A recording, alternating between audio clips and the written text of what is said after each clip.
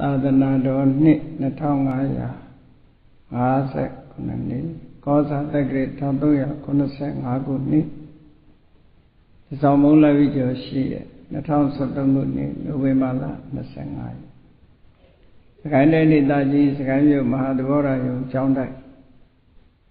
မဟာသမယဓမ္မယုံတော်ကြီးအတွင်ဆင်ကျင်းပပြုလုပ်အပ်သည့်အထူးဓမ္မသဘင်အခမ်းအနားဝေရန်ကုန်တိုင်းဒေသကြီးမင်္ဂလာတောင်ညွန့်မြို့နယ်မင်္ဂလာဆေးရောင်းဝယ်ရေးမိသားစုများနှင့်ဓမ္မမိတ်ဆွေများ၏စတုထအကြိမ်မြောက်စကိုင်းမြို့မဟာသဘောရာယုံကျောင်းတိုက်အမရပူရမြို့မဟာကန္တယုံကျောင်းတိုက်မန္တလေးမြို့မစိုးရိမ်တိုက်ကျောင်းတိုက်အသီးသီးတို့၌သတင်းသုံးနေထိုင်တော်မူကြသောဘုရားမှုရှိသောသံဃာတော်အရှင်သူမြတ်4250ကျော်တို့ကိုဆွမ်းစားရှိသောတတ္တဗဝတ္ထုစုစုတို့ဖြင့်လူရန်ပူဇော်ခြင်းသာသနာပူဇာမင်္ဂလာအထိတ်အမှတ်ဖြစ်ဖြင့်ဟောကြားအပ်သောလောကသားတို့အတွက်မြတ်ဗုဒ္ဓဤကျိုးပန်းကျဲအပိုင်း13တရားဒေသနာတော်ဒီကနေ့ညဓမ္မသဘင်ခန္ဓာကိုရှင်ဘုန်းတော်သခင်ရှင်တော်မြတ်ဖရာဤမဟာကရုဏာကုံကိုအာယုပြုကာတိကျုဖွဲ့ဆိုအပ်သောဝန္ဒနာပနာမအာတိတဂါထာကိုရွတ်ဆိုပူဇော်ခြင်းဖြင့်စတင်ကြရအောင်ယောကပကောတိဟိပိယပမေယံကာလံကရွန်တောတိဒုက္ခရာနိခေရံကတောလောကဟိတယာနာထောနမောမာကာရုဏိကတတတ္တာယောနာထောဝိနိယမြာစွာတတ္တဝါဤချမ်းသာစီးပွားလိုလားတောင်းတဂုံပေါင်းခါသဖြင့်နာထမြညာခြင်းရှင်တော်မြတ်ဖရာသည်ကပ္ပကောတိဟိပိဂရေကဘာအရေးအတွက်သင်္ချာတို့ဖြင့်တော်လဲအဘေမေယံရေအတွက်တိုင်းတာဖော်ပြခြင်းငါမစွမ်းနိုင်ပါသောကာလံလေးအသင်ချေသိမ့်နေကဘာရှိကြသောကာလပတ်လုံးလောကဟိတယတတ္တလောကဤအကျိုးစီးပွားအလို့ငါအတိဒုက္ခရာနိဥ္စာအသက်ချေလက်အင်္ဂါမိတ္တကြီးမာသမိသာနှင့်တထာဇနိဆွန်ခြင်းကြီးဟုကျက်တိထဝေငါးသွဲအစုအလုံးခဲရင်တော်မူတို့ကိုကရွန်တော်ဖရာဖြစ်ရန်ဤတန်ကြိုးကုတ်အာထုတ်တော်မူရသည်ဖြစ်မည်ခေရန်လက်ချေမျက်လုံးအသက်ဆုံးလည်းရဲ့နှလုံးစိတ်ဝံကိုရောဤပင်မညင်းတို့ကတောဘဝတဏ္ဏကျိန်ဖန်များစွာရောက်တော်မူခဲ့ရရှာလေပြီမဟာကရုဏီကတတ္တဝါများယင်ဝေသားကဲ့သို့တနာချစ်ခင်မဟာကရုဏာရှင်ဖြစ်တော်မူသောဒါသနာထသဝိနည်းများစွာတတ္တဝါဤချမ်းသာစီးပွားလိုလားတောင်းတဂုံပေါင်းခါသဖြင့်နာထမြညာထိုရှင်တော်မြတ်ဖရာအားနမောယုတိပြောင်းပြော့မှန်ကိုလျော်ပြီကရောယုကျိုးရှိခိုးခြင်းသည်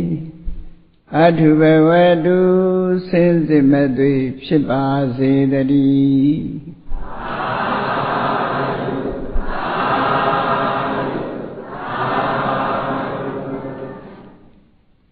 လောကသားတို့အတွက်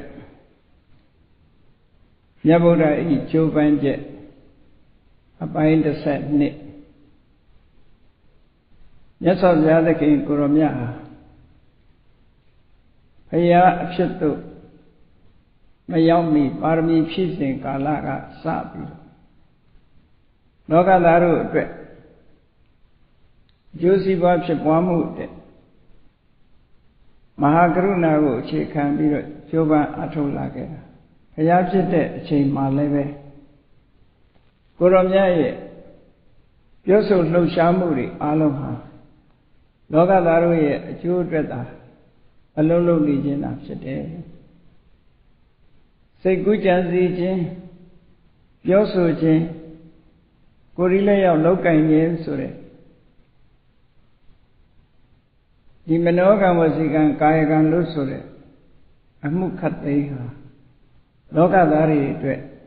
ကြိုးပမ်းအထောက်မှုဖြစ်တော့အလုံးသိကြတဲ့အတိုင်းလောကဆိုတာလူမျိုးအမတန်မှစုံတယ်ကောင်းတဲ့လူလည်းပါတယ်မကောင်းတဲ့လူလည်းပါတယ်အများအပြားတော့မကောင်းတဲ့လူကများတယ်မကောင်းတဲ့လူတွေရဲ့ကြားမှာကောင်းကျိုးချမ်းသာရဖို့ကြိုးစားအထောက်ပေးတယ်ဆောင်ရွက်တယ်ဆိုတာအလွန်ခဲရင်တဲ့ကိစ္စတစ်ခုလို့ပြောအရာထဲမှာတောင်မှပဲဒီကနေ့ခေတ်အများအကျိုးအတွက်ဆောင်ရွက်တဲ့အခါအခက်ခဲတွေဆိုတာများစွာရှိအလုံးကမိမိရဲ့လုပ်ရပုံမှာပြစ်တင်ရှုံချမှုတွေဆန့်ကျင်ဘက်တွေဒါမျိုးတွေဟာကောင်းတာလုပ်သည့်တိုင်ပေါ်လာစမြဲတာဖြစ်တယ်မြတ်စွာဘုရားရဲ့တရားဓမ္မဟောပြောဆုံးမသွန်သင်မှုလုပ်ရတဲ့ဟာအကောင်းလေးကြီးဖြစ်ပေမဲ့လို့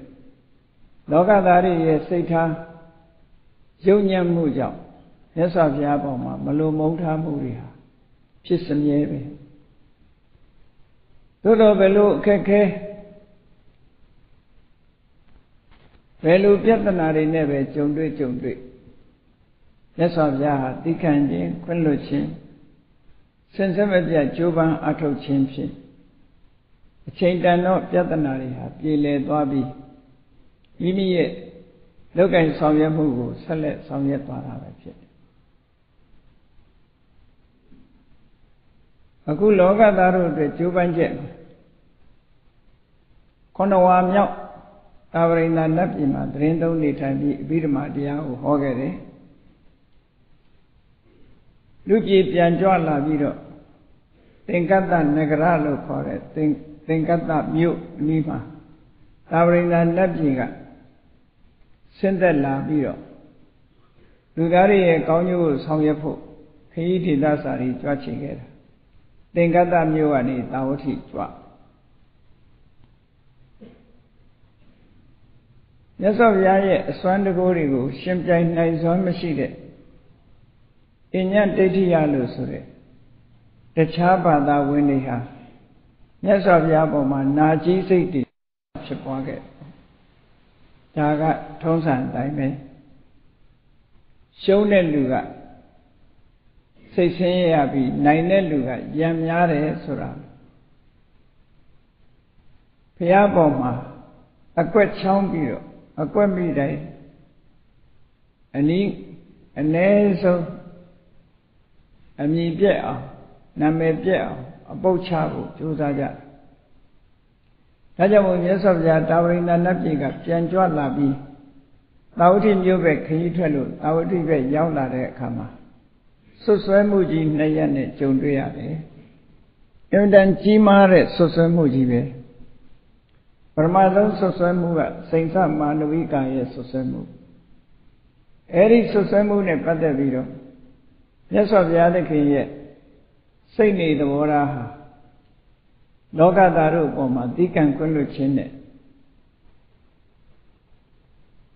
တုံ့ပြန်ခဲ့တာဆိုတာအမှန်တမ်းထင်ရှားတယ်ပေါ့စိတ်သမန္တဝိကာရဲ့ဆွဆွဲမှုနဲ့ပတ်သက်ပြီးမြတ်စွာဘုရားကလောကသားတွေရဲ့တဘာဝနဲ့ဘယ်လိုအလုံးစိတ်နေသဘောထားဖို့တုံ့ပြန်မိန့်ကြားခဲ့တယ်လေလို့ဆိုရင်ဧကံဓမ္မအတိတတမုတဝါဒိဋ္ဌသန္တုနောဝိတိဏပရလောကတနတ္ထိပပံအခါရိယဒီဒေသနာတော်လေးနဲ့မိမိရဲ့ဆွဆွဲခံရမှုနဲ့ပတ်သက်ပြီးတော့တုံ့ပြန်ပြောကြားတဲ့စကားလေးတစ်ခုလို့ဒီလိုမှတ်သားကြရတယ်မင်းညကစိန်သမန္တဝိကာရဲ့ဆွဆွဲချက်အကြောင်းလေးအပိုင်း17မှာအကျယ်ဟောထားပြီးဖြစ်တယ်ဒီမှာတာမန်လေးပဲထပ်ပြီးတော့ပြောဧကံဓမ္မအတိတတသစ္စာတရားလို့ဆိုတဲ့အမှန်ပြောတဲ့ဝစီသစ္စာလို့ဆိုတဲ့အမှန်ပြောဆိုမှုတစ်ခုကို ကျော်လွန်ဖောက်ဖျက်နေတဲ့ဝိတဝါဒိတမမှန်မကန်လောက်ကြံပြောဆိုတတ်တဲ့ဝိတိဏပရာလောကတတမလွန်လောကရဲ့အရေးကိုလုံးဝစွန့်လွတ်ထားတဲ့ပုဂ္ဂိုလ်ဖို့အကာရိယမလုံနိုင်တဲ့ပါပံရုပ်ပါတဲ့အလုပ်ဆိုတာနတ္ထိမရှိဘူးဆိုလိုတာကလိန်ညာပြောဆိုတတ်တဲ့ပုဂ္ဂိုလ်မှန်ကန်ပြောဆိုခြင်းလို့ဆိုတဲ့ဝတိသစ္စာကိုလုံးဝစွန့်လွတ်ထားတဲ့ပုဂ္ဂိုလ်တမလွန်လောကအရေးကိုမတွေးပဲနဲ့ဒီဘဝအရေးသာတွေးတဲ့ပုဂ္ဂိုလ်ဟာသူမလုပ်တဲ့အကုသိုလ်ဆိုတာမရှိဘူးဒါလောကသဘာဝလူတွေရဲ့ကိုရမြတ်အပေါ်မှာဆွဆွဲခဲ့တာတွေနဲ့ပတ်သက်ပြီးတော့သဘောထားမှန်ကန်မှုဟောကြားဆုံးမတဲ့စကားတစ်ခုပဲဖြစ်တယ်လောကသားတွေအများစုဟာမမမကန်ပြောလို့ရှိကြတယ်မမမကန်ပြောတဲ့ပုဂ္ဂိုလ်ဟာအမှန်တရားကိုလက်လွတ်ထားတာပဲဖြစ်တယ်အဲ့ဒီမမမကန်ပြောရုံရမကတမလွန်ဘဝအရေးကိုစိတ်ဝင်စားဘူးတမလွန်လောကနောက်ဘဝဘာဖြစ်ဖြစ်ဆိုတဲ့နောက်ဘဝရဲ့အကျိုးစီးပွားမှန်သမျှကိုဆွန့်လွတ်ထားတဲ့ပုဂ္ဂိုလ်ဟာဘာမဆိုလုပ်တော့မှာပဲရုပ်ပါတဲ့အလုပ်တွေအလုံးလုပ်တာမဆမ်းဘူးလို့ဆိုတဲ့အဓိပ္ပာယ်ကိုမြတ်စွာဘုရားဟောပြောတာပဲမြတ်စွာဘုရားဟာလောကမှာမွေးဖွားခဲ့တဲ့ပုဂ္ဂိုလ်ပဲဖြစ်ပေမဲ့လောကနဲ့ဒီတွေရောရှက်တင်ဆိုတာမျိုးမရှိဘူးလောကနဲ့တန်ရောစဉ်ဆိုတာမရှိဘူးတန်ရောစဉ်ဆိုဒီမှာလူတွေကနားလည်နေတာခင်မင်မှုကိုသာတန်ရောစဉ်ခေါ်တာမုန်းတိမှုကလည်းပဲတန်ရောစဉ်ပဲဒါကြောင့်မို့မြတ်စွာဘုရားဟာလောကနဲ့ချစ်ချင်းမုန်းခြင်းဆိုတဲ့တန်ရောစဉ်လုံးဝမရှိဘူးလို့ဒီလိုဆိုလို့ချစ်ချင်းမုန်းခြင်းဆိုတဲ့တန်ရောစဉ်ကင်းနေတဲ့ပုဂ္ဂိုလ်ဟာလောကသားတို့ရဲ့အကျိုးသက်သက်ကိုသာဆောင်ရွက်တယ်ချစ်ခင်ခြင်းမုန်းတိခြင်းဆိုတဲ့နှောင်ကြိုးလုံးဝမပါဘူးဒါကြောင့်မို့လို့ရေထဲမှာပွင့်လန်းတဲ့ကြာပန်းဟာရေနဲ့လူချင်းညစ်ပေခြင်းမရှိသလိုပဲ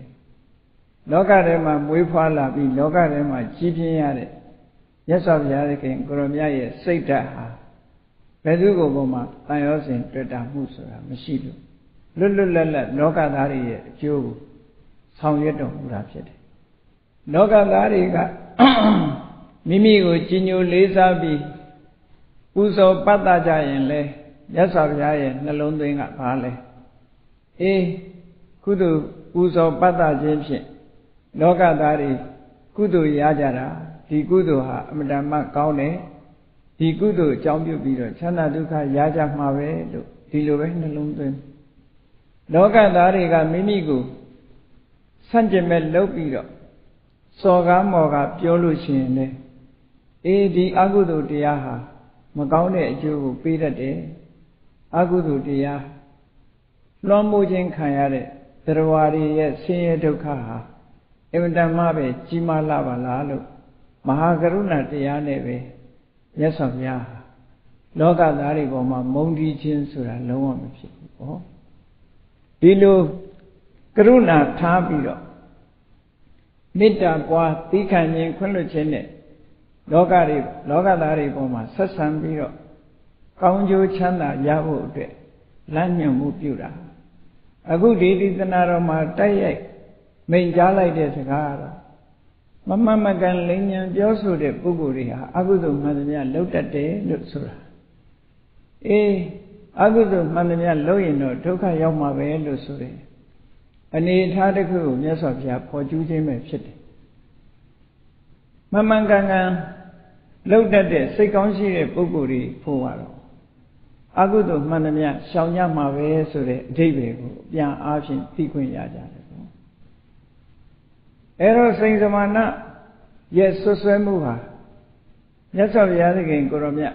တာဝရိန္ဒနတ်ပြည်ကပြန်သာဝတိမြို့ပြန်ရောက်လာတဲ့အချိန်သက်တော်42နှစ်ပတ်ဝန်းကျင်ချိန်ခါမှာဆွဆွဲခံရတာဆွဆွဲတဲ့ရက်ကလည်းအမတန်မှကြာညောင်းနေဘာဖြစ်လို့လဲဆိုအများ ထင်ရောက်အောင်တရုပ်ဆောင်ရတဲ့စိန်စမာနရဲ့ရက်အတိုင်းတာဟာ9လ10လတဲ့မနေဘူးပေါ့ဒါကြောင့်မြတ်စွာဘုရားသတင်းကျွတ်လူပြည်ပြန်ရောက်လာတဲ့အခါမှာသူဆွဆွဲတဲ့အချိန်ဟာ9လ10လဆိုလို့ရှိရင်နော်ကစုံနေုံဝါဆိုကန်ဒီအချိန်ထိအောင်ရောက်သွားတယ်နော်အဲ့ဒီလိုအချိန်မှာဆွဆွဲခံရနောက်ဆွဆွဲခံရမှုတစ်ခုကတော့ဒီအချိန်မှာမဟုတ်ပြီမဲ့လို့ဆက်နေတော့နောက်ထပ်ဆွဆွဲမှုတစ်ခုကတော့သုံးတရီပြပိုက်မနဲ့ပတ်သက်တဲ့ဆွဆွဲမှုပဲဒါကတော့သုံးတရီပြပိုက်မဟာသူကိုယ်တိုင်ဆွဆွဲတာတော့မဟုတ်ဘူးဟန်ဆောင်ပြီးတော့ခိုင်းတာကိုတယုတ်ဆောင်ရတာဖြစ်တယ်ပေါ့သူကိုယ်တိုင်ကတော့မြတ်စွာဘုရားကိုနှုတ်နဲ့ဆွဆွဲပြောဆိုတာမရှိဘူးသုံးတရီပြပိုက်မနဲ့ကိစ္စဆွဆွဲမှုကပို့ပြီးတော့ကြီးမားတယ်ပေါ့ဘယ်လိုကြီးမားတော့ဆိုရင်ခုခေတ်စကားနဲ့ပြောလို့ရှိရင်ရိတ်လုတ်ပြီးတော့တတ်ဖြတ်ပြစ်တယ်ဆိုတဲ့ဆွဆွဲမှုပဲနော်ဇေရွန်ကျောင်းကယဟန်နေမြတ်စွာဘုရားဒီအာရမကျူးလွန်မှုလုပ်ပြီးတော့သုံးတရီပြပိုက်မကိုတတ်ပြီးတော့ဇေရွန်ကျောင်းထဲမှာရှိတဲ့ရေမြောင်းထဲမှာပြစ်ထားပြီးပန်းအမိုက်တွေနဲ့ဖုံးပြီးတော့ထားတယ်လို့ဒီလိုထင်ရအောင်လုပ်ကြံနေတာအင်တန်ကြီးမားတဲ့ရာဇဝမှုကြီးနဲ့ဆွဆွဲမှုခံရတာအဲ့ဒီဆွဆွဲမှုခံရပုံအကြောင်းကိုလည်းပဲဥဒ္ဒံပါဠိတော်မှာမှတ်တမ်းတင်ထားတာရှိတယ်ထူးခြားတာကအောင်ရင်း8ပါးထဲမှာဒီစိတ်စမာနကလူသားထဲမှာတိုက်ရိုက်ဆွဆွဲတာဖြစ်လို့အောင်ခြင်း8ပါးထဲမှာစိတ်စမာနရဲ့ဆွဆွဲမှုကိုဖြည့်ရှင်းအောင်မြင်ခဲ့တာထည့်သွင်းပြီးတော့ဆိုပေမဲ့လို့သုံးတရီပြပိုက်မှကြတော့လောက်ကြံဆွဆွဲမှုဖြစ်သည့်အတွက်ကြောင့်သူ့ကိုတော့အောင်ခြင်း8ပါးထဲထည့်သွင်းထားတာမရှိဘူးသို့တော်လည်းစိတ်စမာနနဲ့ပတ်သက်တဲ့ဇာတ်လမ်းတွေဟာပါဠိတော်မူရင်းတွေမှာသိပြီးတော့မတွေ့ရသူ့နာမည်ပါဠိတော်မူရင်းမှာမတွေ့ဘူးအထက်ကထာကြတော့မှသာလင်းစိတ်စမာနအကြောင်းတွေ့ရတာဖြစ်တယ်ပေါ့အဲ့ဒီမှာလဲဧကန္တမံအတိတတမုတဝါဒိတဇန္တုနောဆိုတဲ့ဒီကာထာဟာဓမ္မပဒမှာတွေ့ရပြီမဲ့လို့မူရင်းအနေကတော့ဣတိယုတ်ပါဠိတော်မှာပါတဲ့စကားဖြစ်တယ်အဲ့ဒီဣတိယုတ်ပါဠိတော်မှာပါတာဟာလည်းပဲစိတ်စမာနကိုအကြောင်းပြုပြီးတော့ဟောတာမဟုတ်ဘူးမြတ်စွာဘုရားဟာတရားပွဲတစ်ခုမှာဟောကြားခြင်းသာဖြစ်တယ်ပေါ့ဒါကစာပေကျမ်းဂန်နဲ့ပတ်သက်ပြီးတော့မှတ်သားစရာတစ်ခုသုံးတရီပြပိုက်မှအကြောင်းကတော့ဥဒ္ဒံပါဠိတော်မှာတိုက်ရိုက်ပါရှိအဲ့တော့သုံးတရီပြပိုက်မှရဲ့ဆွဆွဲမှုကတော့ဘာသာခြားတိဋ္ဌိတွေရဲ့ကြိုးပမ်းအထောက်မှုသာလည်းဖြစ်တယ်သုံးတရီပြပိုက်မှဟာဈာကနေပြီးတော့တစားခံဖြစ်သွားတာတစားခံဖြစ်သွားတယ်သူကတယုတ်ဆောင်ရတာတတ်တတ်ပဲဖြစ်တယ်ပေါ့နောက်ဆုံးမှသူကိုယ်တိုင်အသက်ခံလိုက်ရအသက်ခံလိုက်ရပြီးမကောင်းတဲ့ရင်လွှင့်တဲ့အခါမှာယဟန်ဂေါရမနဲ့တပိသားအပေါင်းပါတွေဟာရုပ်ရုပ်မှသုံးတရီပြပိုက်မှကိုရိတ်လုတ်ပြီးတော့တပ်ပြကြတယ်ဆိုတဲ့ဆွဆွဲမှုနဲ့ဆွဆွဲတာနောက်ဆုံးအဖြစ်မှန်ပေါ်သွားတယ်ပေါ့အဲ့ဒီလိုဆွဆွဲခံနေရတဲ့အချိန်မှာမြတ်စွာဘုရားရဲ့တုံ့ပြန်မှုဟာဟုတ်တယ်မဟုတ်တယ်မပြောဘဲနဲ့ဘုရားမြတ်စွာရဲ့တုံ့ပြန်မှုကိုဒီနေရာမှာမှတ်သားထားဖို့ကောင်းတယ်ပေါ့နော်မြတ်စွာဘုရားရဲ့တုံ့ပြန်မှုဟာသုံးတရီပြပိုက်မှဆွဆွဲမှုနဲ့ပတ်သက်ပြီးတော့ဘယ်လိုတုံ့ပြန်လို့ဆိုအဘုဒ္ဓဝါဒီနိရိယဥပေတိအေးမဟုတ်တာပြောရင်တော့ငရဲကြတယ်ဟောတဲ့စကားတုံ့ပြန်တဲ့စကားပဲနော်ငါတို့မဟုတ်မတရားမပြောကြနဲ့လို့ဒီလိုပြောတာမဟုတ်ဘူးမဟုတ်တာပြောရင်တော့မဟုတ်တာပြောတဲ့လူဟာပင်ငရဲရောက်လိမ့်မယ်သုံးတရီပြပိုက်မှနဲ့ပတ်သက်ပြီးတော့ဆွဆွဲမှုကြီးဟာအင်တမအဆက်တကွဲအကျိုးနဲ့ဖြစ်အောင်ဆွဆွဲတာဟုတ်မြတ်စွာဘုရားကအဘုဒ္ဓဝါဒီမဟုတ်မမှန်လောက်ကြံပြောဆိုတဲ့ပုဂ္ဂိုလ်ဟာနိရယ ဆင်းရဲဒုက္ခတွေအလွန်များတဲ့ငရဲတို့ဥပေတိရောက်ရတတ်တယ်အဲ့တော့မဟုတ်တာမပြောကြနဲ့ဒီလိုဆိုလိုတာပေါ့ဒါဟာကရုဏာစကားသာဖြစ်တယ်မဟုတ်တာပြောရင်ဒုက္ခရောက်လိမ့်မယ်မဟုတ်တာမပြောကြနဲ့လို့ဒီလိုဆုံးမလို့တဲ့စကားတစ်ခုနောက်တစ်ခုကယောစာပိကတ္တဝါနာကရောမိစာဟာလုတ်ပြီးတော့ဘူးလို့လိန်တဲ့ပုဂ္ဂိုလ်ဟာလည်းပဲဒုက္ခရောက်လိမ့်မယ်ဒီထဲမှာကိုလှုပ်ထားတာကိုမလှုပ်ဘူးလို့လိန်ပြောတဲ့ပုဂ္ဂိုလ်လည်းပဲပူပေါင်းပါဝင်တာတွေရှိပေါ့မမမကန်ပြောတဲ့လူလည်းငရဲကြနိုင်တယ်ကိုလှုပ်ပြီးမလှုပ်ဘူးလို့လိန်တဲ့ပုဂ္ဂိုလ်လည်းငရဲကြနိုင်တယ်ဥဘောပိတိပစ္ဆတမ္မာဘဝန္တိမဟုတ်မတရားလောက်ကြံပြောကြတဲ့ပုဂ္ဂိုလ်ကိုလှုပ်ရတဲ့နဲ့မလှုပ်ဘူးလို့လိန်ပြောတဲ့ပုဂ္ဂိုလ်ဆိုလိုတာကသူများကိုမတရားဆွဆွဲတဲ့ပုဂ္ဂိုလ်လိန်လေတဲ့ပုဂ္ဂိုလ်ဒီပုဂ္ဂိုလ်နှစ်ဦးလုံးဟာတမလွန်ဘဝမှာဒုက္ခရောက်မှခြင်းတော့တူတူပဲလို့တတိပေးတဲ့အနေနဲ့မြတ်စွာဘုရားဒီစကားနဲ့ပဲတုံ့ပြန်တယ်ဒီပြင်ဘာမှမပြောနော်နိဟိနကမ္မာမနုဿပရထလောကနိယမသဘောတရားကိုမြတ်စွာဘုရားကဟောနိဟိနကမ္မဆိုအောက်တန်းကြတဲ့အလုပ်ကိုလုပ်တယ်အောက်တန်းကြတဲ့အလုပ်ဆိုတာ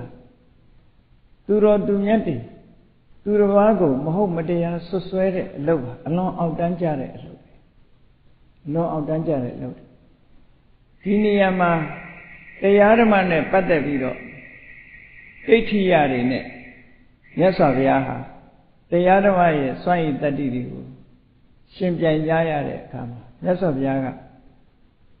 တရားဓမ္မရဲ့စွန့်ရည်တတ္တိကိုပြတဲ့အနေနဲ့တကောဗျာတိဟာပြတကယ်အကျင့်သီလပြည့်ပြည့်ဝဝမရှိကြတဲ့အညတ်ဒိဋ္ဌိယတွေမှာကြတော့သူတို့ရဲ့ဓမ္မအစွမ်းရည်တတ္တိဆိုတာဘာတစ်ခုမှမရှိဘူးအဲ့ဒီဘာတစ်ခုမှမရှိတဲ့ပုဂ္ဂိုလ်တွေဟာတရားရဲ့အစွမ်းရည်တတ္တိကိုမပြနိုင်ကြမပြနိုင်သည့်အတွက်ကြောင့်လောကကြီးမှာအရှက်ရခဲ့ကြတယ်ပေါ့နော်အဲ့ဒီလိုအရှက်ရတဲ့အခါမှာတကယ်ကတော့တရားဓမ္မရဲ့စွမ်းရည်တတ္တိမရှိလို့တကူစွမ်းမရှိတာကိုမိမိကိုယ်တိုင်မှန်ကန်တဲ့လမ်းကြောင်းနဲ့တကူရှိအောင်လားကြိုးစားအားထုတ်သင့်တာပေါ့အဲ့ဒါလို့မဟုတ်ဘဲနဲ့ကြိုးစားအားမထုတ်ဘဲနဲ့ဖြတ်လန်းကနေပြီးတော့မိမိတဲ့တာလွန်တဲ့ပုဂ္ဂိုလ်ကိုဒီအပုတ်ချတဲ့အလုပ်ဆိုတာတော့အလုံးကိုအောက်တန်းကြတဲ့အလုပ်ဒီလိုပြောလောကမှာလည်းလောကီစီးပွားလုပ်တယ်ဆိုတဲ့အခါမှာလည်းပဲဒီလိုနိဟိနကမ္မအောက်တန်းကြတဲ့အလုပ်လုပ်တဲ့ပုဂ္ဂိုလ်တွေရှိတာပဲနော်စီးပွားရေးပြိုင်ဆိုင်တဲ့အခါမှာနော်သူ့တဲ့သူကောင်းအောင်ကြိုးစားရမယ်အစားဘာလုပ်လဲတခါတော့ကကြားဘူးလိုက်တယ်နာမည်ကြီးတဲ့မုံထုတ်လုပ်ငန်းတစ်ခုမြို့တစ်မြို့ကိုလာရောက်ပြီးတော့ရှင်ပြိုင်တဲ့အခါထိုးဖောက်ဖို့ကုန်ပစ္စည်းတစ်ခုထိုးဖောက်ရှင်ပြိုင်ဖို့လုပ်တဲ့အခါမှာမိမိရဲ့ပစ္စည်းကို quality ကောင်းအောင်မကြိုးစားဘဲနဲ့ဘာလုပ်လဲအဲ့ဒီမုံတွေကိုသိမ်းကျုံဝယ်ထားပြီးတော့လောင်ထားလိုက်တယ်မှုတက်ပြီးပုတ်ပြီးဆိုတော့မှထုတ်ရောင်းတယ်နာမည်ပြက်အောင်လုပ်တာနော်ဒါတကယ်ရဲ့ true story လို့ပြောတာကြားဖို့တယ်ပေါ့အဲ့ဒါမျိုးကိုဆိုလိုတာနိဟိနကမ္မအောက်တန်းကြတဲ့နည်းနဲ့ရှင်းပြတာလေတစ်ဖက်သားနာမည်ပြက်သွားအောင်တစ်ဖက်ကပစ္စည်းကိုဝယ်ယူတိုးလောင်ထားပြီးတော့မကောင်းတော့ဘူးဆိုမှဈေးကွက်ထဲကိုချပြီးရောင်းလိုက်တယ်ရလိုက်တဲ့အခါကျတော့ဒီဈေးကွက်မှာနာမည်ပြက်သွားတယ်ဒီဟာမကောင်းဘူးနဲ့လူတွေကြားထဲမှာဖြစ်သွားအဲ့ဒါမျိုးကိုနိဟိနကမ္မလို့ခေါ်တယ်အောက်တန်းကျတဲ့အလုပ်တစ်ခုပဲရှင်ပြိုင်နေဆိုတာရှင်ပြိုင်ရမယ်အကောင်းကိုရှင်ပြိုင်သင့်တယ်ပေါ့တိုးတက်ကြီးပွားမှုအတွက်ရှင်ပြိုင်ရတခါတော့ကလည်းနိုင်ငံခြားတိုင်းပြည်တစ်ခုမှာစကိတ်စည်းဝဲရှင်ပြိုင်တာတစ်ခုရှိချန်ပီယံအမျိုးသမီးတယောက်ကသူ့ချန်ပီယံကိုလာပြီးဒီနှစ်အသစ် ရှင်ပြိုင်မဲ့ပုဂ္ဂိုလ်ကသူ့ရဲ့ခြေသားလာတဲ့အခါကျတော့ဘာလုပ်လဲမိမိရဲ့စွမ်းရည်တတ္တိတိုးမြင့်အောင်မလုပ်ဖဲနဲ့ဘာလုပ်တုံးဆိုလူမိုက်ငှားပတ်စံပေးပြီးတော့သူနဲ့ရှင်ပြိုင်မဲ့ချန်ပီယံဘွဲကိုလူမဲ့အမျိုးသမီးကိုချောင်းပြီးတော့ခြေတော်ကျိုးအောင်ရိုက်ခိုင်းတယ်ဆိုတာဒါလည်းသတင်းစာတွေထဲမှာပါခဲ့ဘူးတယ်ဒီဖတ်ဖူးတဲ့ပုဂ္ဂိုလ်ကြီးကြားဖို့ပါလိမ့်မယ်အခုလောလောဆယ်ဖြစ်တာတော့မဟုတ်ဘူး10နှစ်တာကာလနီးလောက်တော့ရှိပြီဆိုလိုတာကရှင်ပြိုင်ပြီဆိုလို့ရှိရင်ကောင်းအောင်ငါရှင်ပြိုင်ရမယ်တစ်ဖက်သားကိုဒုက္ခပေးပြီးတော့ရှင်ပြိုင်တာမှန်သမျှဒါနိဟိနကမ္မလို့ခေါ်တယ်အောက်တန်းကျတဲ့အလုပ်တွေလုပ်ကြလောကကြီးမှာအဲ့လိုအောက်တန်းကျတဲ့အလုပ်တွေဟာအများကြီးပဲရှိကုန်ပစ္စည်းထုတ်လုပ်တဲ့နေရာမှာလည်းပဲအောက်တန်းကျအောင်လုပ်ကြတယ်ကောင်းအောင်ရှင်ပြိုင်မှုသာလဲလုပ်တဲ့နေလူလောကကြီးတိုးတက်လာကောင်းတဲ့ဘက်ကသာရှင်ပြိုင်တဲ့မကောင်းတဲ့ဘက်ကနေတစ်ဖက်သားကိုဒီဒုက္ခရောက်လုပ်ပြီးတော့ကြော်တက်တာမျိုးဆိုလိုတာကတော့ခုခေတ်ပြောတာလို့နင်းတက်တာမျိုးတော့မလုပ်သင့်ဘူးပေါ့နော်တစ်ဖက်သားကိုနင်းပြီးတော့မှကိုကအထက်ရောက်အောင်တက်တာမျိုးကမလုပ်သင့်ဘူးတဲ့အခုလေးပဲကြည့်မြတ်စွာဘုရားကိုအပုတ်ချပြီးတော့ဒီဘာသာတရားလူကြည်မှုညိုမှုများတဲ့ဘုရားရဲ့အဆုံးအမတရားတွေပေါ့လူတွေအထင်မြင်လွဲလာအောင်ဒီလိုလုပ်တာအဲ့တော့မြတ်စွာဘုရားကရှင်းရှင်းလေးပဲပြန်ပြီးတော့မိန့်ကြားတာနိဟိနကမ္မာမနုစာပရထအောက်တန်းကျတဲ့အလုပ်ကိုလုပ်တဲ့လူတွေဟာနောင်ဘဝမှာလည်းအောက်တန်းကျကြမှာပဲဘယ်တော့မှအထက်တန်းရောက်မလာဘူးလောကသားတွေနဲ့ပတ်သက်ပြီးတော့ဒီလိုတတိပေးဆုံးမစကားဟာလောကသားတွေအတွက်အကောင်းဆုံးသောကြိုးပမ်းချက်တစ်ခုဖြစ်တယ်ပေါ့မြတ်စွာဘုရားရဲ့တတိပေးဆုံးမမှုကိုမှတ်သားကြရတဲ့ပုဂ္ဂိုလ်တွေဟာမိမိတို့ရဲ့မှားယွင်းနေမှုတွေကိုဖယ်ရှားပြီးတော့မှန်ကန်တဲ့လမ်းကြောင်းကသာရှင်ပြိုင်တဲ့လေမဟုတ်တာမလုပ်သင့်ဘူးဆိုတာတတိပေးဆုံးမခြင်းပဲဖြစ်တယ်ဒီနေရာမှာငါ့ကိုမတော်မတရားဆွဆွဲကြတယ်လို့ဆိုပြီးတော့တုတ်ပြန်ပြီးပြစ်တင်တာတခုမှမလုပ်ဘူးမြတ်စွာဘုရားနော်ဒါကြောင့်မလို့ဘုရားဟာတကူတော်အနန္တလို့ဒီစွမ်းရည်တတ္တိတွေရှိတော်လေအရာခတ်သိမ်းကိုတကူနဲ့ဖြည့်ရှင်းတာမဟုတ်ဘူးလောကသဘာဝအတိုင်းအဆုံးအမနဲ့သာဖြည့်ရှင်းတာဖြစ်တယ်အနုတတနိပါတိဟာရိယလို့ဆိုတဲ့အတိုင်းဆုံးမစကားမိန့်ကြားပြီးတော့ဒါမြတ်စွာဘုရားဖြည့်ရှင်းလေးရှိတယ်ဒါဟာအလွန်မှတ်သားစရာကောင်းတယ်မိမိတို့အတွက်လည်းပဲအားတက်စရာတစ်ခုဖြစ်ရုံများမကမှန်ကန်တဲ့လမ်းကြောင်းကိုရွေးချယ်လျှောက်လန်းဖို့အတွက်လမ်းညွှန်ချက်တစ်ခုလည်းဖြစ်တယ်ပေါ့လူတိုင်းဟာလောကမှာနေလို့ရှိရင်တုံ့ပြန်မှုတွေအမျိုးမျိုးခံကြရမှာပဲပေါ့အဲ့ဒါလို့ခံလို့ရှိရင်ဘုရားရဲ့အဆုံးအမတိုင်းတို့တွေဟာဗုဒ္ဓမြတ်စွာရဲ့တတိတာဝကတွေဖြစ်သည့်အတွက်ကြောင့်ဘယ်လိုတုံ့ပြန်သင့်တယ်ဆိုတာလဲဒီဒေသနာတော်အရာသိရှိနားလည်ကြပေါ့ဒီလိုဆိုလိုတာပေါ့နော်အဲ့ဒါလို့မြတ်စွာဘုရားရဲ့ဘဝမှာအခုလိုလောကသားတွေအတွက်ကြိုးပမ်းရင်းဆွဆွဲခံရမှုတွေလှုပ်ကြံခံရမှုတွေတပ်ပြတ်ခံရမှုတွေဒါမျိုးတွေကြုံနာကြည့်ပဲနောက်တစ်ခါမြတ်စွာဘုရားအားလုံးကိုဆုံးမဩဝါဒပေးတဲ့အနေနဲ့ဒီသုံးတရီနဲ့ပတ်သက်တဲ့သုတ်တံမှာပဲမြတ်စွာဘုရားဟောထားတာရှိတယ်လောကလူသားတွေရဲ့အခြေအနေရရကိုသုံးသပ်ပြီးတော့သိခံဖို့ဆုံးမတဲ့စကားမျိုးပဲတုဒန္တိဝါစာယသနာအပညတာလောကလူတွေဆိုတာဒီစောင့်စည်းမှုအလွန်အားနေကြတယ်ပါဇက်ကလည်းပြောခြင်းရပြောတယ်လက်ကလည်းလှုပ်ခြင်းရလှုပ်တယ်စောင့်စည်းမှုမရှိဘူးဒါလှုပ်တဲ့နဲ့ဒါမလှုပ်တဲ့ဘူးဒါပြောတဲ့နဲ့ဒါမပြောတဲ့ဘူးလို့တတိတံစင်ညာနဲ့စောင့်စည်းတာအမှန်မှနဲတယ်ဒါကြောင့်မြတ်စွာဘုရားကနော်တုထန္တိဝါစာယသနာအပညတာအပညတာနှုတ်ကိုစောင့်စည်းခြင်းမရှိကိုယ်ကိုစောင့်စည်းခြင်းမရှိကြတဲ့သနာလူညံ့နေဟာဝါစာယ နှုတ်ဖြင့်တုထန္တိ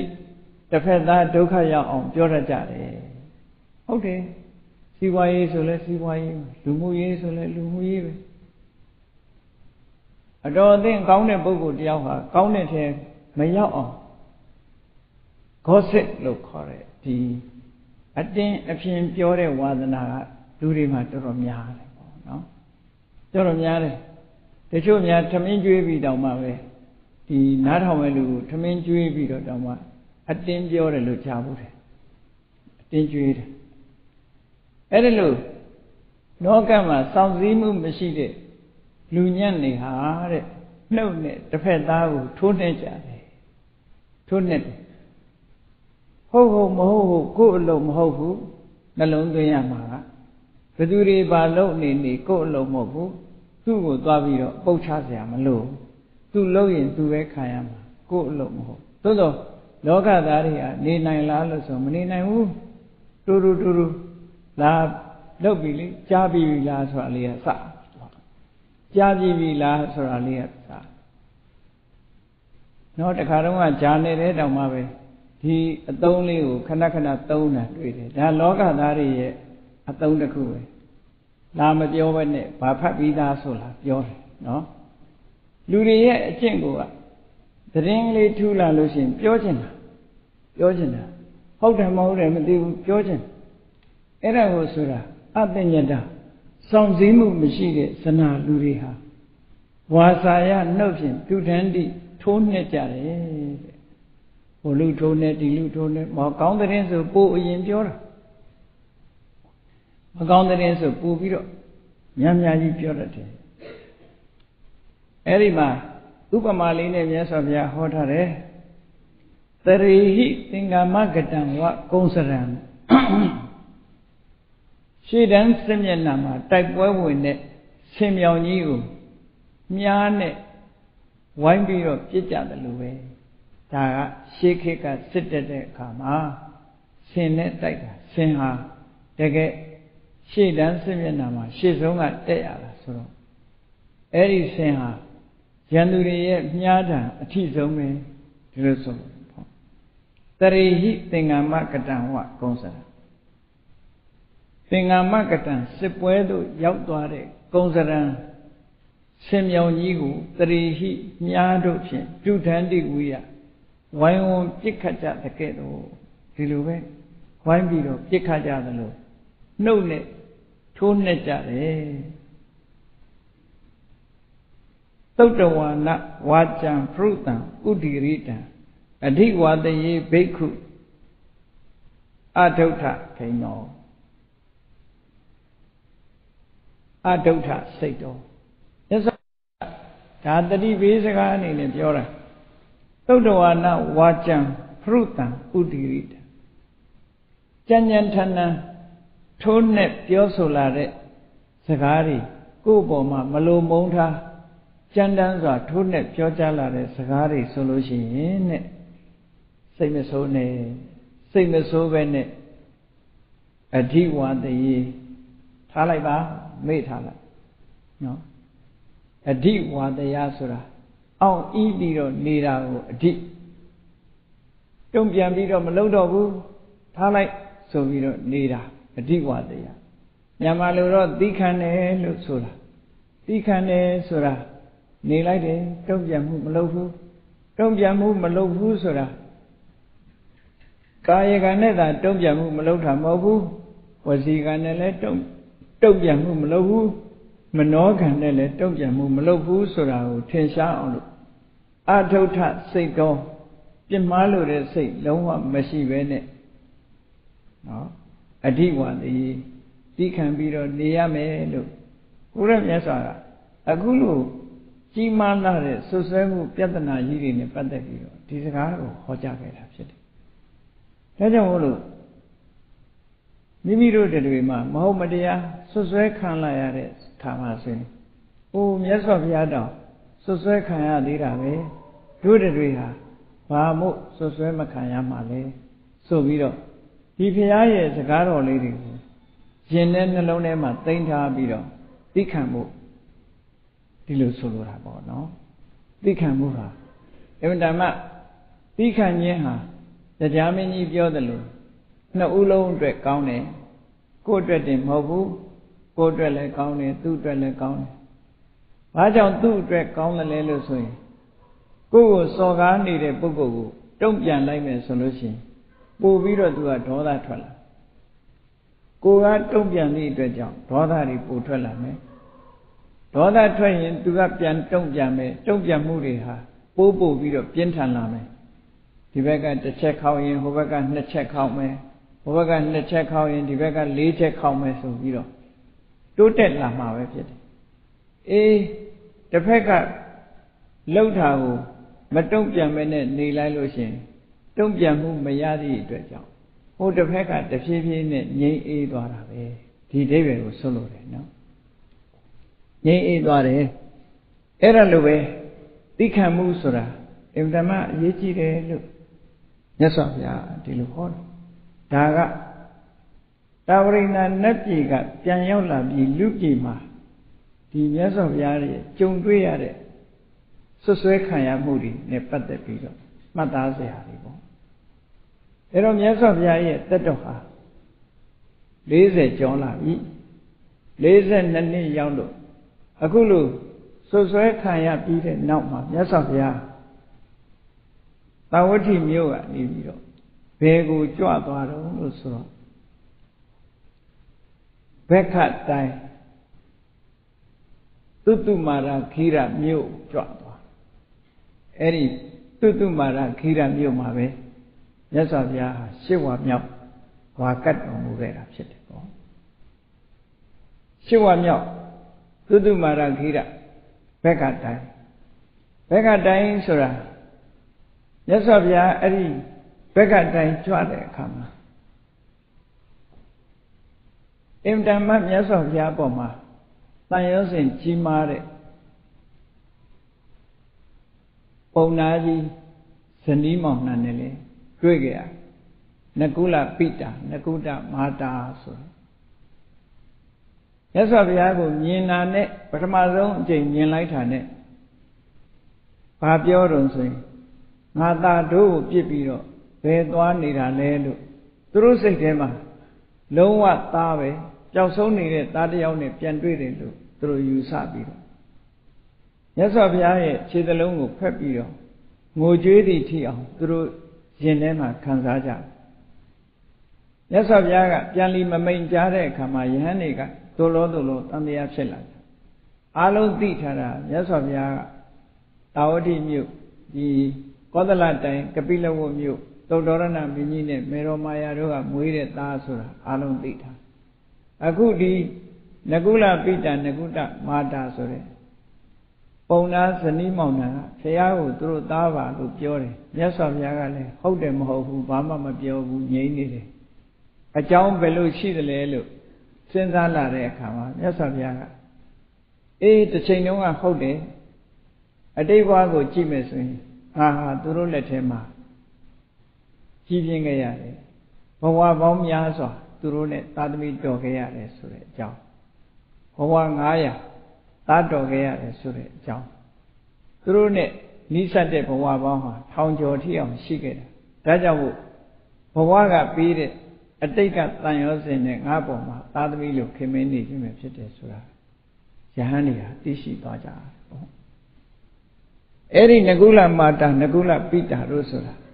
မြတ်စွာဘုရားနဲ့အလွန်ရင်းနှီးကြတဲ့ပုဂ္ဂိုလ်တွေပဲဘုရားကိုရင်းနှီးနှီးဆက်ဆံတဲ့နေရာမှာတော့သူတို့နှစ်ဦးဟာထူးချွန်တဲ့ပုဂ္ဂိုလ်တွေဖြစ်ခဲ့ဘာဖြစ်လို့ရင်းနှီးတာတော့ဆိုအတိတ်ဘဝတုန်းကသာသမီတော်ခဲ့တာကိုအကြောင်းပြုပြီးတော့ရင်းနှီးကြတယ်တခြားပုဂ္ဂိုလ်တွေဟာမြတ်စွာဘုရားရဲ့ဂုဏ်အရှိန်အဝါကြောင့်ရင်းနှီးနှီး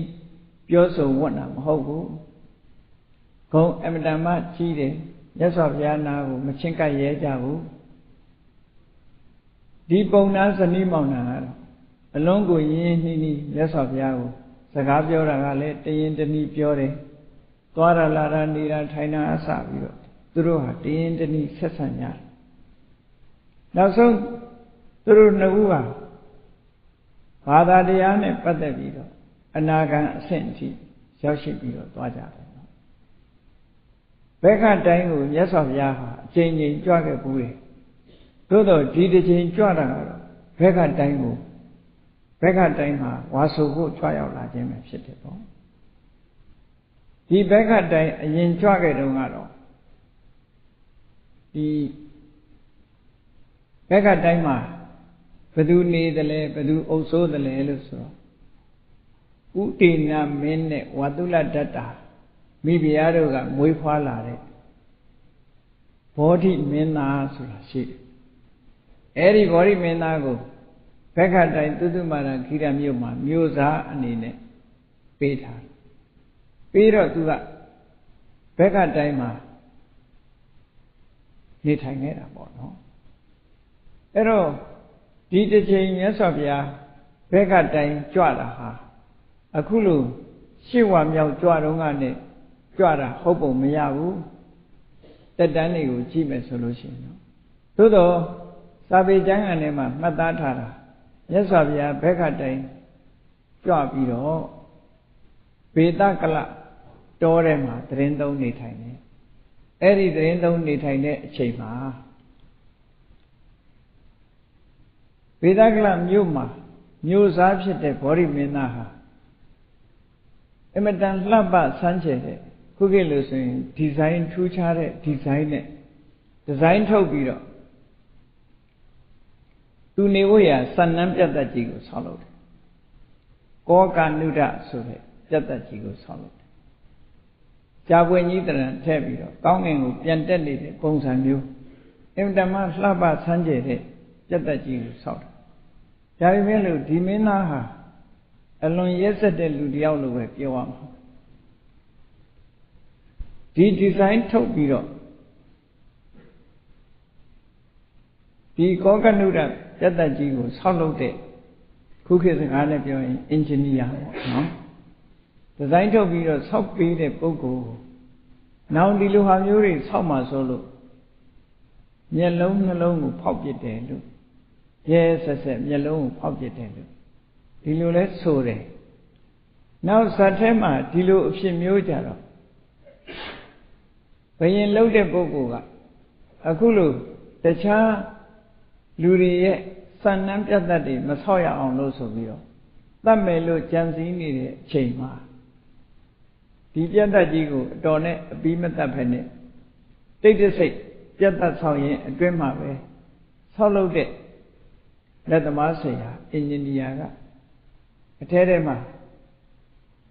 ငှက်ရုပ်ပုံစံမျိုးလုပ်ပြီးတော့ရန်တရားဆက်တက်ပြီးကောင်းကင်ကထွက်ပြေးတယ်ဆိုတဲ့ကထဝါနာစလည်းရှိတယ်ပေါ့နော်ဘောဓိမင်းသားကတော့မျက်လုံးကိုဖောက်ထုတ်ပြီးတော့နောက်ဒီလိုပြတ်သက်မျိုးမဆောက်နိုင်အောင်လုပ်တယ်လို့ဒီလိုလဲဆိုထားတာရှိတယ်ပေါ့ကဲတော့လောကမှာသူများတွေအတုမခိုးနိုင်အောင်လုပ်တဲ့ပညာရှင်တွေကိုတတ်ဖြတ်ပစ်တယ်ဆိုတာလေရှေးခေတ်ကဒါမျိုးတွေဟာရှိနိုင်တာပေါ့ရှိနိုင်တာပဲအဲ့တော့သူစံနှံပြတ်သက်ကြီးလှလှပပဆောက်လုပ်ပြီးတဲ့အခါမှာမြတ်စွာဘုရားဘက်ကတိုင်ကြွလာတော့ဒီအိမ်တက်မင်္ဂလာစံနှံတော်ဖွင့်ပွဲလှုပ်ချင်တာနဲ့သူနဲ့အရင်နှီးဆုံးတန်ငယ်ချင်းဖြစ်တဲ့သင်္စိကပုဒ္ဒဆိုတဲ့လူလင်ဘုရားကျောင်းတော်ကိုဆစ်လွတ်ပြီးတော့အပင့်ခိုင်းတယ်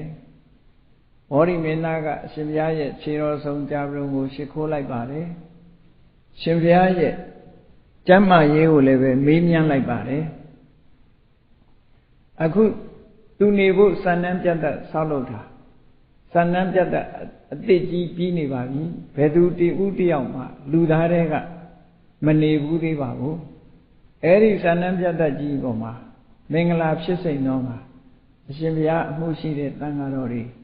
လက်ဖြင့်ကကြွရောက်တော်မူပါလို့ဒီလိုလာပြီးတော့လျှောက်တော့မြတ်စွာဘုရားလက်ခံလိုက်တယ်အေးလက်ခံလိုက်တာနဲ့ဆိုပါစို့နောက်ရက်နဲ့မိုးတော့လင်းရောက်တဲ့အခါလာပစ်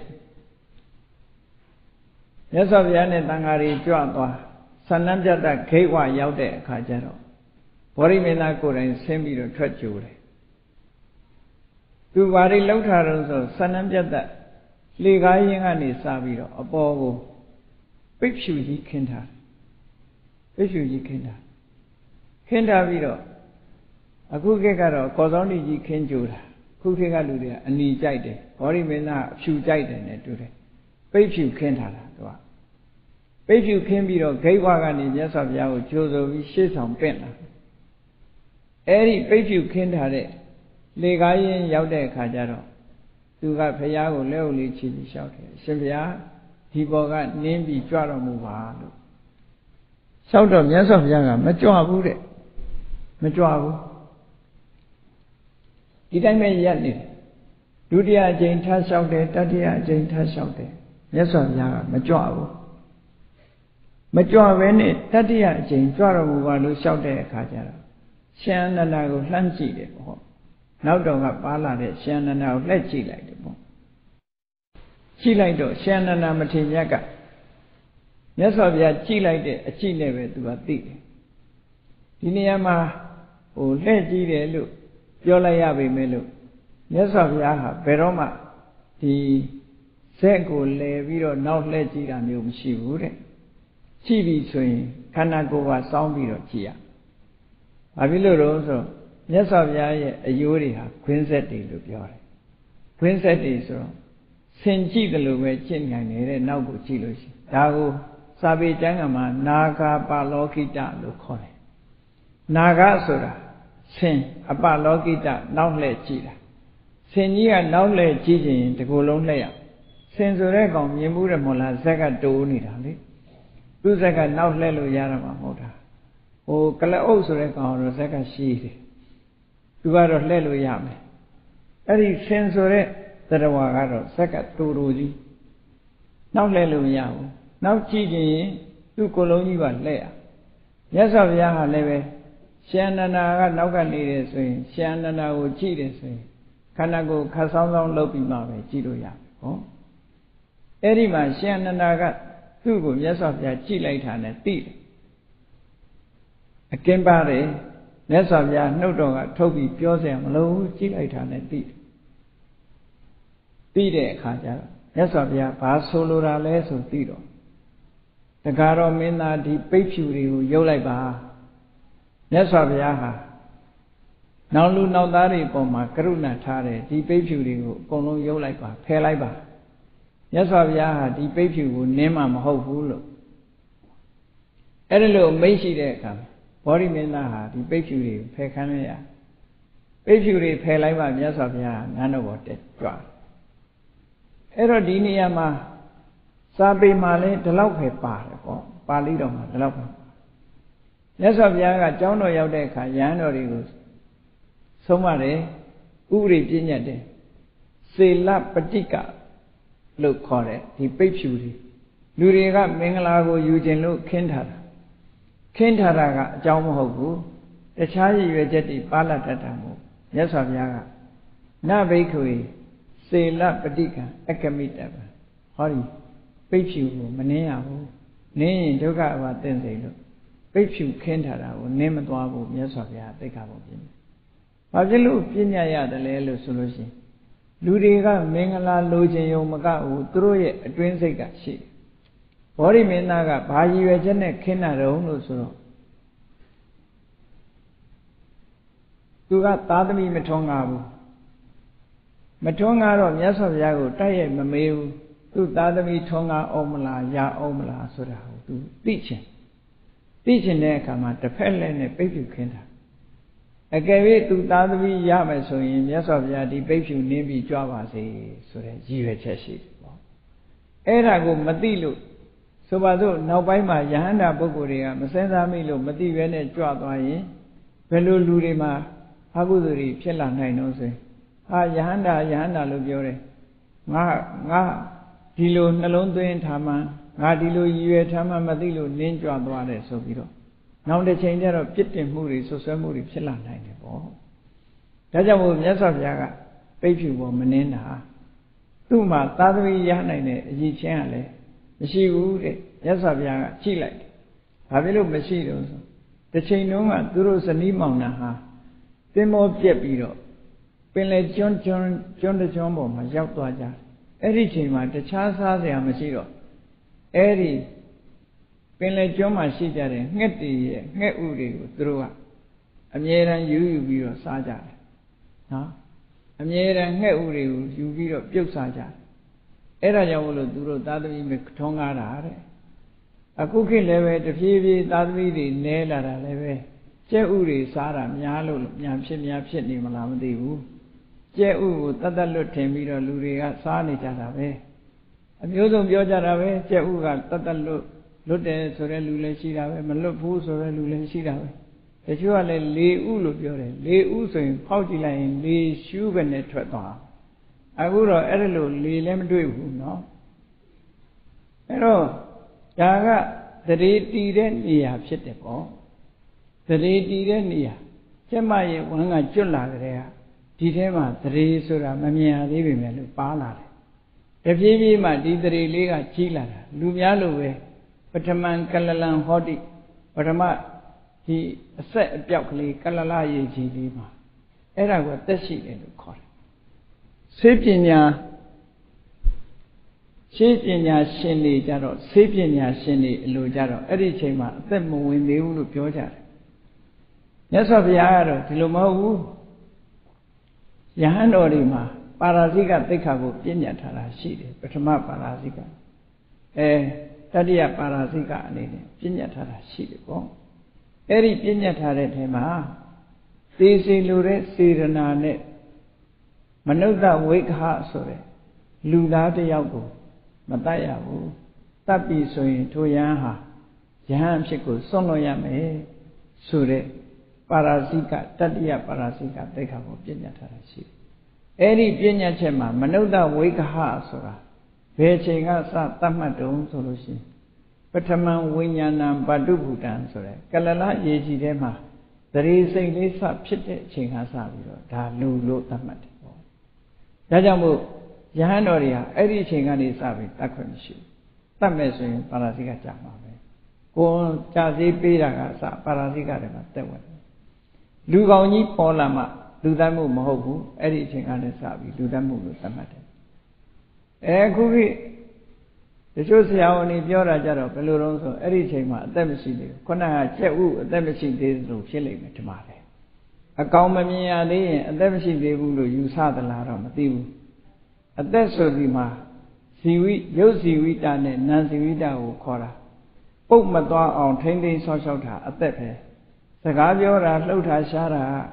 ကြမှာအသက်ရှိတယ်လို့ပြောရမှာမဟုတ်ဘူးဒီအရာဝတ္ထုတစ်ခုဟာသက်ရှိခန္ဓာကိုယ်မှာရှိတဲ့ရုပ်တွေပုတ်သိုးမသွားတာ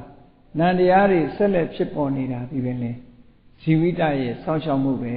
အသက်ရှိတယ်လို့ပဲပြောရမယ်ပေါ့အဲ့တော့ဒီသတ်မှတ်ထားခြင်းမတူကြဘူးပေါ့နော်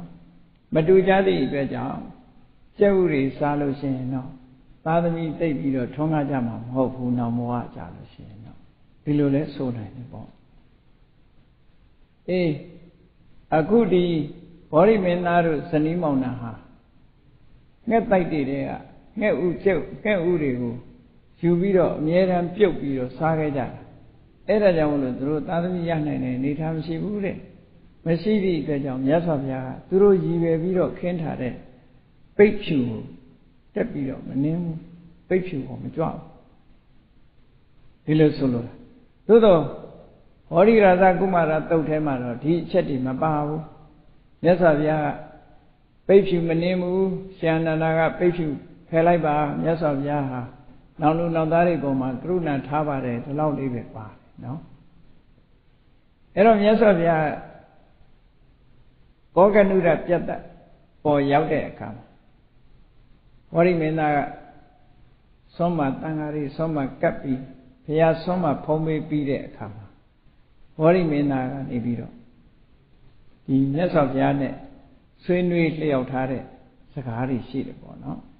ဆွေးနွေးလျှောက်ထားတဲ့စကားတွေရှိတယ်အဲ့ဒီစကားတွေတော့နည်းနည်းလေးကြဲကြဲဝန်းဝန်းဖြစ်နေသည့်အတွက်ကြောင့်နောက်အပိုင်းတစ်ဆက်သုံးကြမှာဆက်ပြီးတော့ဟောမယ်ပေါ့နော်ဒါကြောင့်မို့တရားချက်ခင်သူတော်စင်ပြိဿအပေါင်းတို့ဘုရားမြတ်စွာဟာလောကသားတွေအတွက်ကြိုးပမ်းအားထုတ်တော်မူခဲ့တာဘယ်လိုပဲကောင်းကျိုးချမ်းသာတွေဆောင်ရွက်လောကသားတွေရဲ့သဘာဝအရာမြတ်စွာဘုရားအပေါ်မှာတုံ့ပြန်မှုတွေဟာအမျိုးမျိုးရှိကြတယ် ကောင်းတဲ့နည်းနဲ့တုံ့ပြန်တာရှိသလိုမကောင်းတဲ့နည်းနဲ့လည်းတုံ့ပြန်ကြတယ်ဘယ်လိုပဲတုံ့ပြန်မြတ်စွာဘုရားရဲ့မေတ္တာတို့ကရုဏာတို့ဆိုတာဟာရင်းရင်လှုပ်ရှားသွားခြင်းမရှိဘဲနဲ့တိမှတ်ခဲ့တဲ့ဥပိ္ပခာတရားရဲ့ထိမ့်သိမ့်မှုအနေနဲ့မြတ်စွာဘုရားလောကသားတွေအတွက်သက်တော်80ထိအောင်ကြိုးပမ်းဆောင်ရွက်တော်မူခဲ့တယ်။ဒါကြောင့်မို့ဘုရားမြတ်စွာရဲ့ဘဝအထုပ္ပတ္တိဟာအင်မတန်မှကြီးညိုစရာလေးမြတ်စရာကောင်းတာမို့ဘုရားရဲ့ခုံကြီးတွေကိုအာယုံပြုပြီးဘုရားနုတ္တိဘာဝနာတရားဖြစ်ပွားအောင်ကြိုးစားအားထုတ်နိုင်ကြပါစေကုန်သတည်း